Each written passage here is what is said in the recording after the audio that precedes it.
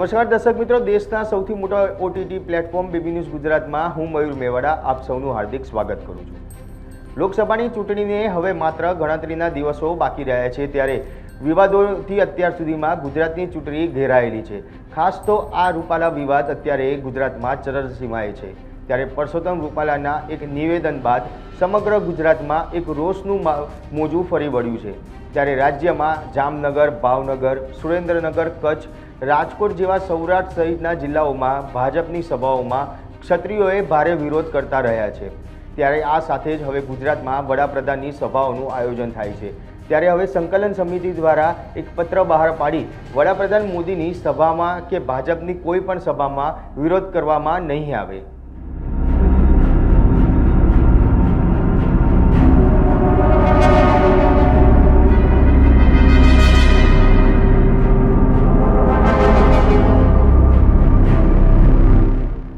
રાજ્યમાં છેલ્લા કેટલાક દિવસથી ગુજરાતમાં રૂપાલાના વિવાદને લઈને આગ ભભૂકી છે।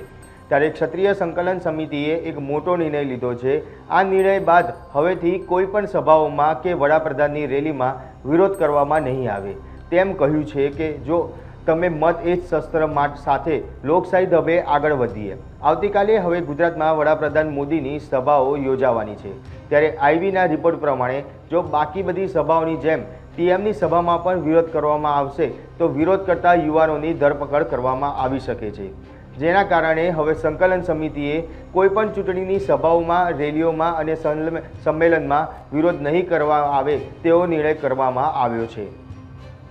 હવે ક્ષત્રિયોના રોજ કંઈક નવી રણનીતિઓ બહાર આવે છે। ત્યારે હવે ગુજરાતમાં ક્ષત્રિયોની મત એ જ શસ્ત્રની રણનીતિ જીતશે કે પછી ગુજરાતમાં આ વખતે પણ કમલ જ ખીલશે તે જોવાનું રહ્યું। રમજુભા જાડેજાએ કહ્યું છે કે શંકા કુશંકાથી દૂર રહેવાનું છે, સંકલન સમિતિ પર વિશ્વાસ રાખવો છે, મતથી જ જવાબ આપવાનો છે અને મત મોટી કોઈ વાત નથી। કોઈ પણ સમાજની નારી હોય કે નારીની વાત આવશે તો કોઈ પણ સમાજ આંદોલન કરશે।